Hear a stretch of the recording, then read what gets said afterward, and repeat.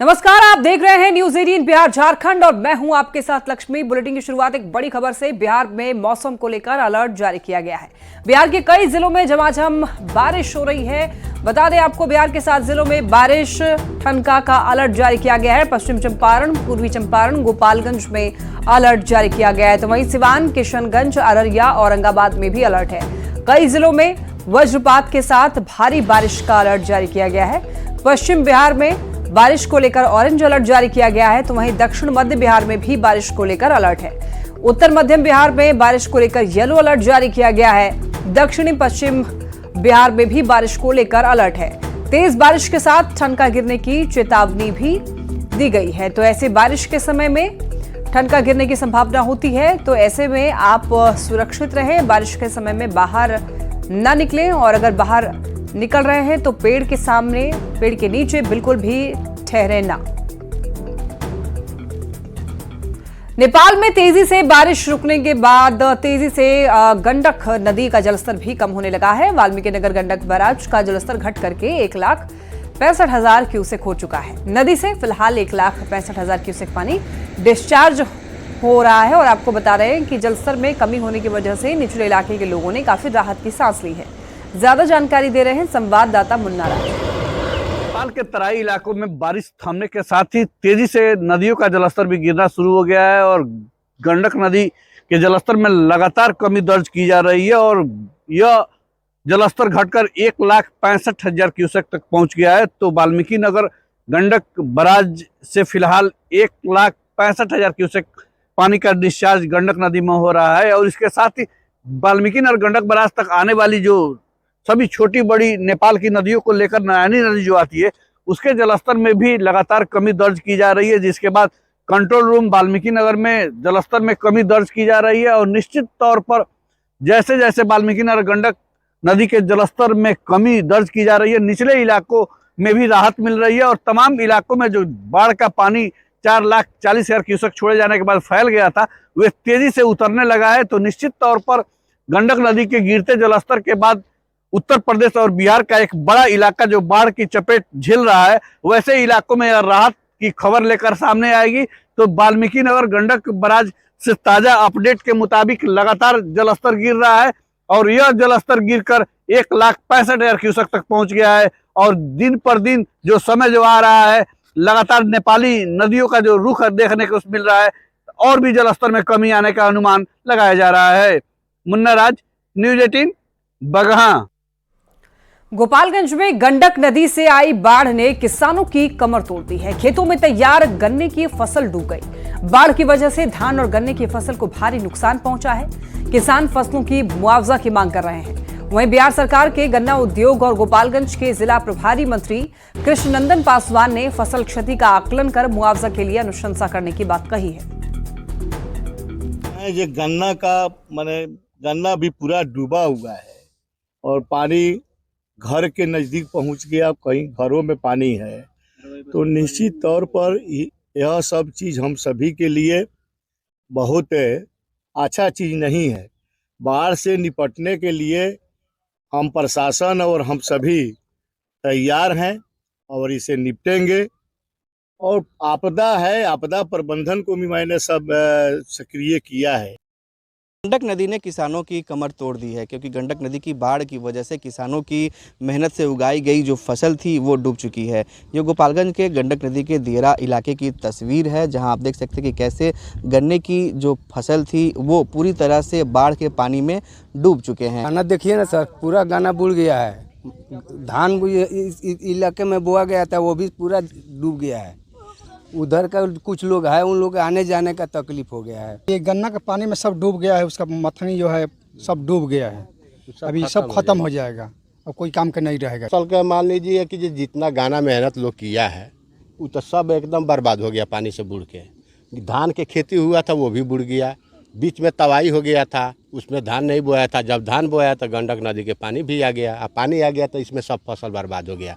अब मजदूरी करना है, वही खाना है। सब्जियां भी डूब गई होंगी। हाँ, सब कुछ डूब गया। ये किसान हैं और काफ़ी चिंतित हैं, क्योंकि कर्ज लेकर कई किसानों ने गन्ने की खेती की थी और गन्ने की फसल इस वक्त बाढ़ के पानी में डूब चुके हैं। ऐसे में ये किसान सरकार और प्रशासन से गुहार लगा रहे हैं। गोविंद कुमार, न्यूज 18, गोपालगंज। सुपौल में लगातार बारिश ने लोगों की मुश्किलें बढ़ा दी है। सदर आपको बता दें कि किशनपुर, सरायगढ़, भपटियाही और निर्वली प्रखंड में तटबंध इलाकों में पानी लोगों के घरों तक पहुंच गया है, जिस वजह से लोग ऊंचे स्थानों की ओर जाने लगे हैं। इलाके के लगभग 3 दर्जन गांव में बाढ़ जैसे हालात बनते जा रहे हैं। और आपको बता दें कि जलस्तर बढ़ते ही फ्लड फाइटिंग से जुड़े हुए इंजीनियर्स जो हैं उनमें भी बेचैनी बढ़ गई है। कोसी बराज पर पानी स्थिर हो गया है, जबकि बराज क्षेत्र में पानी घट रहा है। कोसी का घट रहा जलस्तर कटाव को बढ़ाता है, जिससे लोगों के आशियाने कोसी नदी में समा रहे हैं। स्थानीय लोगों ने बताया कि फिलहाल सरकार की ओर से कोई मदद उन तक नहीं पहुंची है। 4 नंबर में पानी की बहुत से कटा है, अभी 20-25 घर कट चुका है अभी तक। परेशानी हो रही है, लोगों का घर कट रहा है, पानी घट रहा है, बढ़ रहा है, इससे लोगों का घर कट रहा है। दूसरी बात है कि घर में आंगन में पानी घुस गया है, जिससे लोग का चूल्हा चौका सब बंद हो गया, खाना पीना सब बंद है। नौनिहाल सब जो भूखे अभी हैं, यहाँ तक स्त्रियाँ रोड पे खड़ी है, जिस लोगों का घर कट रहा है वो अपने अपने घर को नाव से, जहाँ तक सरकारी नाव की अभी तक व्यवस्था नहीं की गई है, लोग प्राइवेट नाव से अपने घर को यहाँ सड़क पे ला रहे हैं। किस तरह घर को बचा रहे हैं। कुछ लोगों का ऐसा भी है कि घर बचा नहीं पा रहे, उसका घर नदी में विलीन हो रहा है। आप देख सकते हैं इधर कटनिया है, 15-20 घर कट गए, लोग परेशान थे काफी। घर द्वार उठा के उचका जगह पर ले जा रहा है। नदी ना कटिंग बोर्ड एने जना तना लोग क्या रहा है, परेशान थे काफी आदमी। सुपौल में कोसी नदी के तेज बहाव से सुपौल जिला मुख्यालय से घूरन गांव को जोड़ने वाली सड़क क्षतिग्रस्त हो गई है। गांव के लोगों ने बताया है कि ये सड़क पिछली बारिश में भी क्षतिग्रस्त हुई थी। सड़क टूट जाने से लगभग 1 दर्जन से भी ज्यादा गांव प्रभावित हुए। लोग नदी पार करने के लिए नाव का इस्तेमाल करने के लिए मजबूर हैं। लोगों ने प्रशासन से जल्द नाव की व्यवस्था कराने और मदद पहुंचाने की मांग की है। रास्ता यहाँ कट गया और इस बीच में लगभग 10-12 पंचायत के लोगों का जिला मुख्यालय या प्रखंड मुख्यालय या बाहरी दुनिया से कह लीजिए रास्ता बिल्कुल एकदम कट गया। कल तक पानी कम था और रात में पानी बढ़ने लेकिन रोड से इस पार जैसे हुआ, रोड हर साल यहाँ जो है कट जाती है। सरकार को यहाँ पुलिया की जरूरत है और सरकार इस पर ध्यान नहीं दे रही।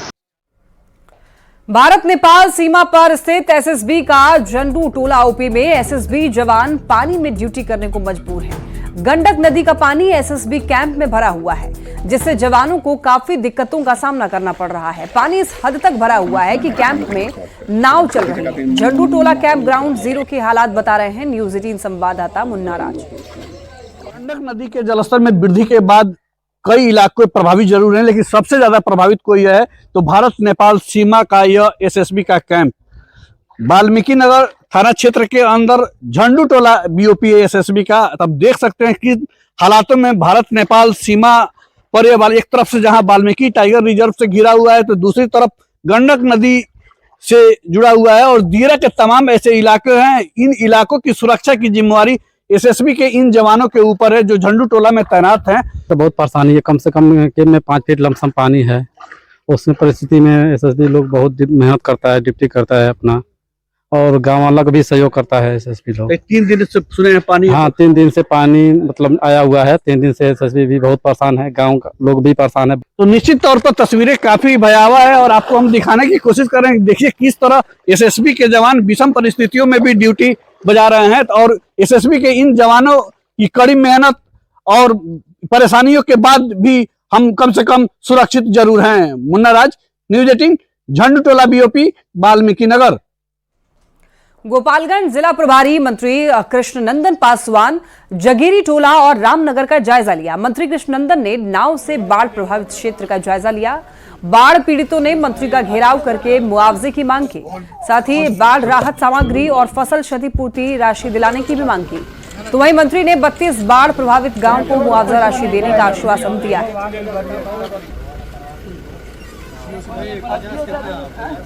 हाँ, 36 गांव हो या 56 गांव हो, जितने गांव है और बाढ़ से प्रभावित है उन गांवों को चिन्हित करके और उसमें क्षति पूर्ति का भी हम लोग सरकार से दिलाएंगे और फसल जो क्षति होगा उसका भी मुआवजा की बात करेंगे।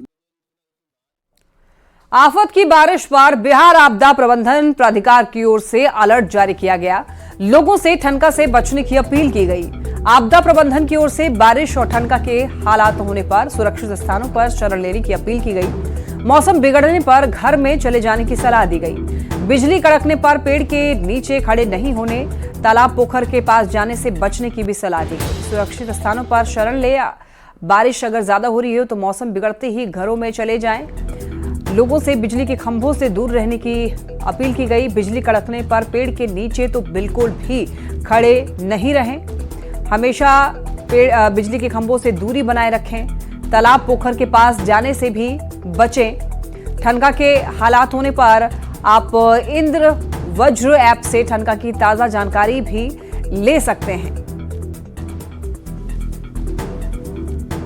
आवश्यक सूचना, भारी बारिश के कारण जगह जगह जहरीले सांप निकल रहे हैं। ऐसे में सावधान रहने की जरूरत है। अगर दुर्भाग्यवश किसी को सांप काट ले तो इन जरूरी बातों का ध्यान रखें। सांप के काटने के बाद दौड़ भाग ना करें। इससे खून का दौरा बढ़ने पर जहर तेजी से फैलता है। जहां सांप ने काटा है उस जगह को हिलाएं डुलाएं नहीं। पैर में काटा हो तो लेट जाएं। हाथ में काटा हो तो पट्टी बांधकर हाथ लटका दें। जहर का फैलाव रोकने के लिए निशान की जगह के ऊपर रुमाल या रस्सी बांध दें। ध्यान रखें कि इसे ज्यादा कसकर ना बांधा जाए, इससे गैंग्रीन होने का खतरा रहता है। घटना के तुरंत बाद अपने नजदीकी अस्पताल में पीड़ित को लेकर जाएं और उसका इलाज कराएं। किसी भी सूरत में झाड़ फूक के चक्कर में ना पड़ें।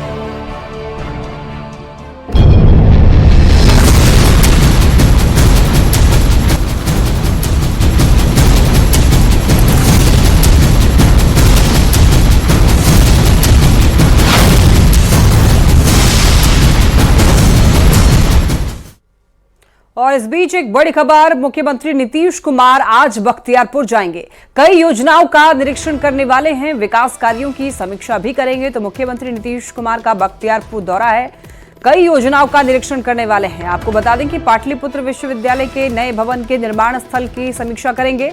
रिवर फ्रंट योजना की भी समीक्षा करने वाले हैं। तो मुख्यमंत्री नीतीश कुमार का बख्तियारपुर दौरा, कई योजनाओं का निरीक्षण करने वाले हैं, विकास कार्यों की भी समीक्षा करेंगे मुख्यमंत्री नीतीश कुमार।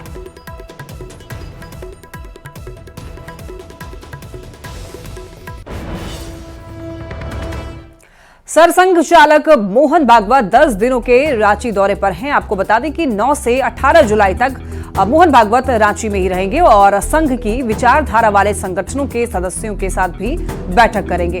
बैठक में बीजेपी, विश्व हिंदू परिषद, सेवा भारती, वनवासी कल्याण केंद्र, स्वदेशी जागरण जैसे संगठनों के संगठन मंत्री के साथ में बैठक करने वाले हैं मोहन भागवत। और बताया यह जा रहा है कि इस बैठक में सरकार्यवाह दत्तात्रेय होसबोले सहित अखिल भारतीय कार्यसमिति के सभी सदस्य, प्रचारक, प्रमुख क्षेत्र प्रचारक और सभी प्रांत प्रचारक भी हिस्सा लेंगे।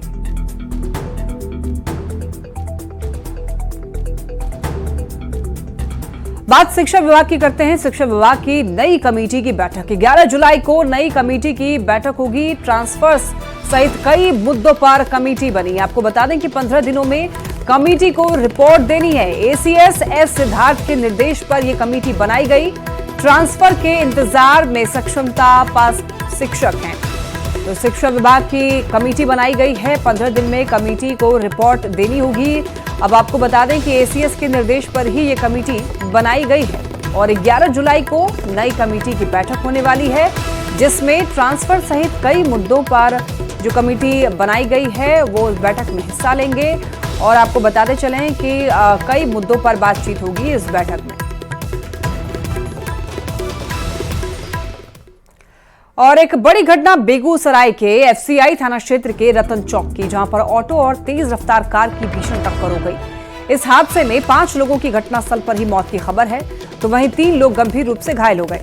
मिली जानकारी के मुताबिक ऑटो सवार सभी लोग स्टेशन से बेगूसराय की ओर जा रहे थे, तभी विपरीत दिशा से आ रही तेज रफ्तार कार और ऑटो की जोरदार टक्कर हो गई, जिसमें 5 लोगों की मौके पर मौत हो गई।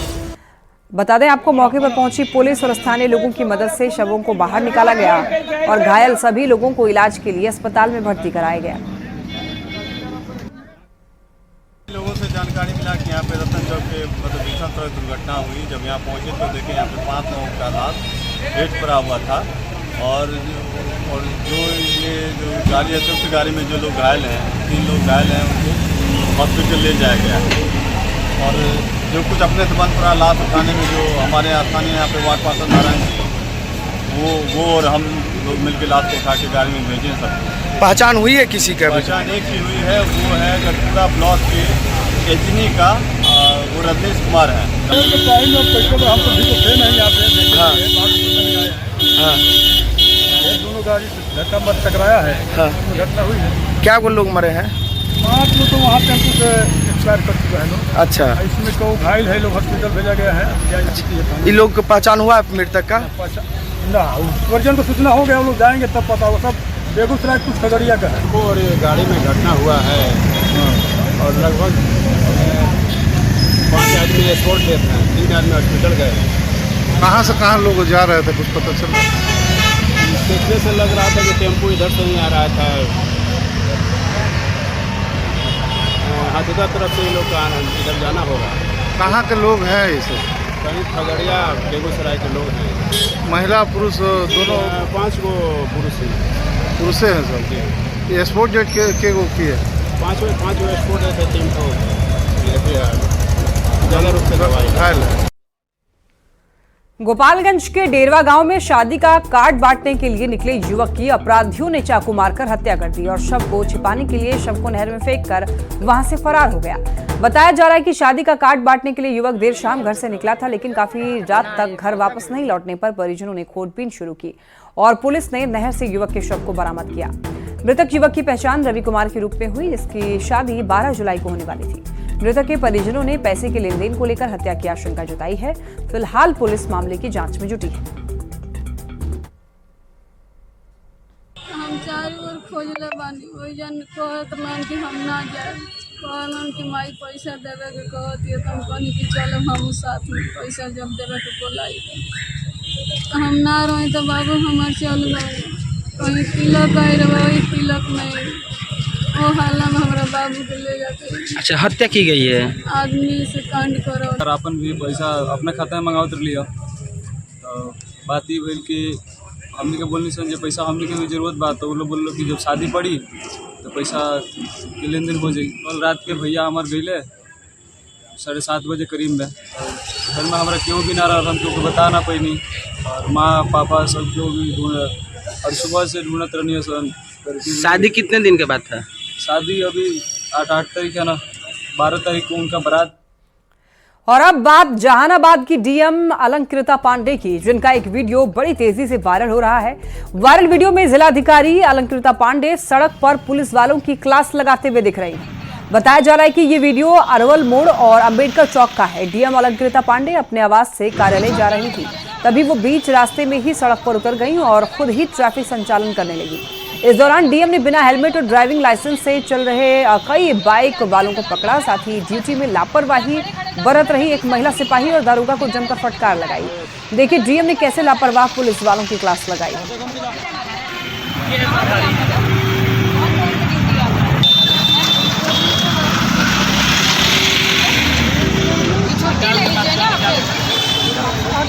मास्क लगाए हुए, मास्क में समस्या नहीं है। अच्छा ये है कि आपका ड्यूटी यहाँ है तो आप कहाँ छुट्टी में बैठी हैं? एक भी आदमी का चालान काटा है आपने सुबह से? या खड़े खड़े 10 मिनट में 20 आदमी मिल गया है, बिना हेलमेट के घूम रहा है, चालान क्यों नहीं काटा जाता है?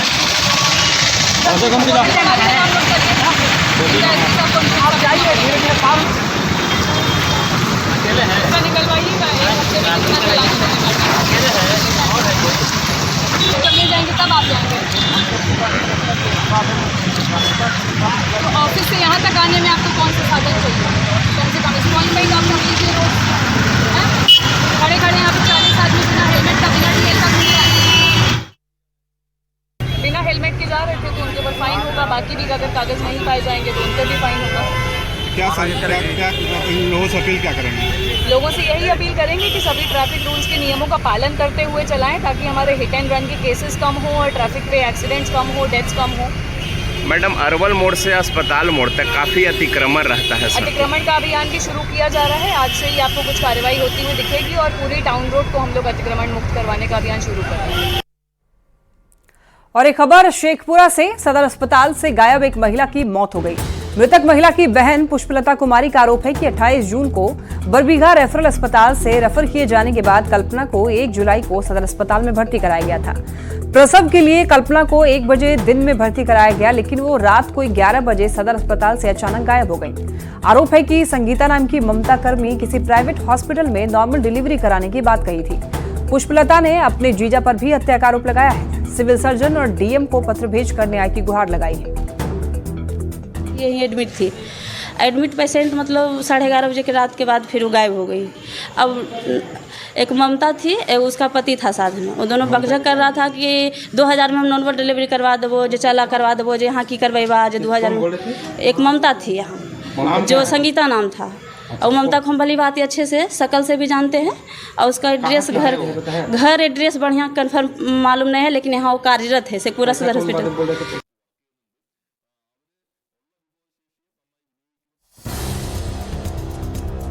हो जाती हैं।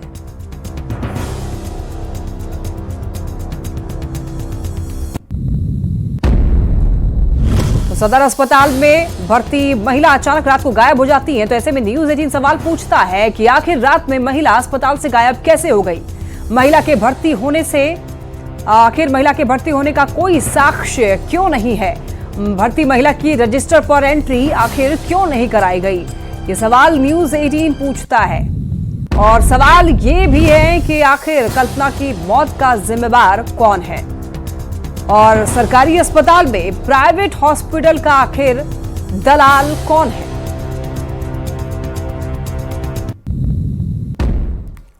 और इसी के साथ बुलेटिन में इतना ही। नजर डालेंगे हेडलाइंस पर। Headlines presented by